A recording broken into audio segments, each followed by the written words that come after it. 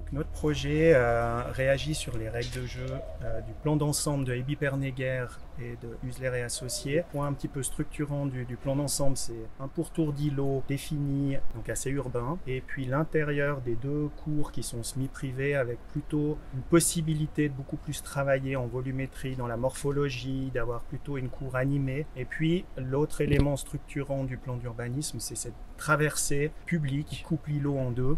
Donc le bâtiment devait être assez compact. On a plutôt travaillé à une petite échelle, à l'échelle de la pièce d'habitation. Donc en étant beaucoup plus marqué sur la cour et plus lisse justement sur le périmètre de la pièce urbaine. À partir du moment où on travaillait avec du béton, on a essayé d'en avoir le moins possible, c'est-à-dire avec une construction sandwich, on permet d'avoir moins de volume de béton. Après, bien sûr, c'était aussi de rationaliser. On a une façade assez répétitive, surtout de l'autre côté, donc la préfabrication était finalement une bonne réponse. On a cherché d'avoir une tente un peu chaude, donc de s'affranchir un petit peu de la tente classique du béton gris. Finalement, cette façade, c'est des agrégats de Rhône.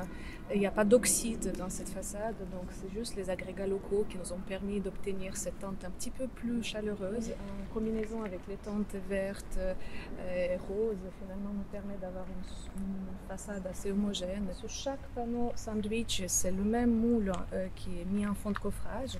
Puis après, c'est les joues du coffrage qui changent. C'est une façade qui est assez économique, qui nous a permis d'avoir cette verticalité, cette répétitivité de haut en bas sur la même façade.